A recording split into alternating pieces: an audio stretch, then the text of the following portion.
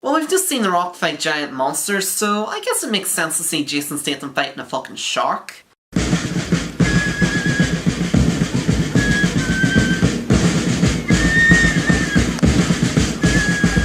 Hi, I'm Danny Quinn, and welcome to another episode of First Impressions.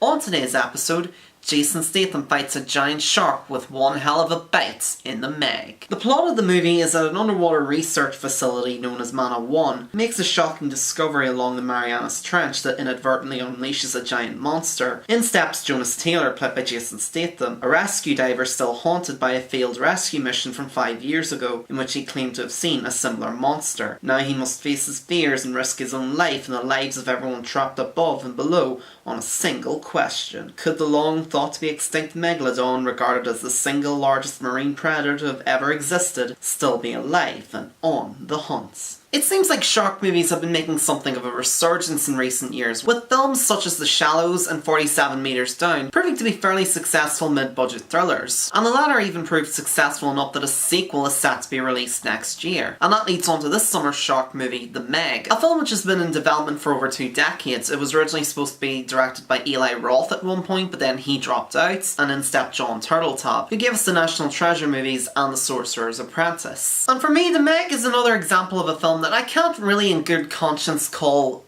good, per se, and it definitely does have its fair share of flaws, but that doesn't mean I didn't find it enjoyable for what it was. The one thing that really works in this movie's favour for me is Jason Statham. I've always really liked him as a leading man, even going back to the days of the Transporter movies, and he brings a lot of that trademark snarky wit to the character of Jonas Taylor, who does play largely towards his strengths as an actor, even if I do find the character to be a tad cliched at times. And that kind of goes for the rest of the actors too. Lee Bing, Cliff Curtis, Ruby Rose, and Rainn Wilson all do a pretty good job. The characters aren't terrific, but they're mostly pretty likeable, and the film does a decent job of making you feel for them and their plights. Even Wilson's character, who's meant to be this greedy billionaire, sort of like Burke from Aliens, manages to be surprisingly likeable. But at the same time, I think that does kind of work against the movie, because it's quite clear that Wilson is meant to be this very greedy corporate executive bastard, and while there are a few moments that do show that, for the most part he seems like a pretty benevolent kind of person. He doesn't seem that particularly loathsome or hateable. And the film does kind of walk a fine line between being very self-aware and playing things very straight in a way that really reminded me of Rampage from earlier this year. You're never fully sure of just how seriously the movie is taking itself, and to be honest,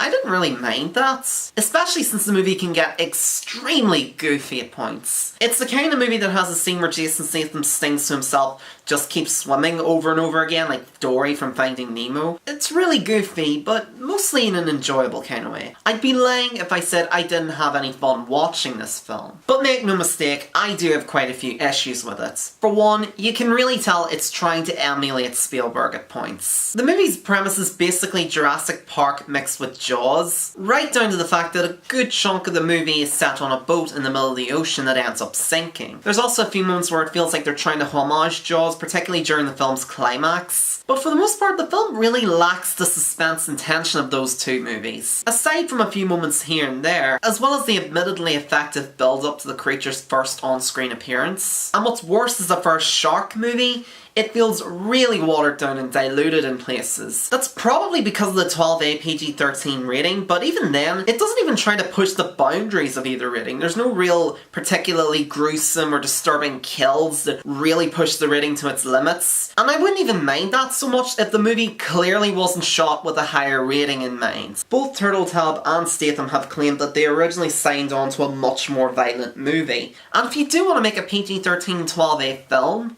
go ahead and make one. Don't go and make something that was clearly intended to be of a higher rating and then soften it down at the last minute, because you're not going to satisfy anybody that way. And remember when I said not too long ago that this movie is really goofy?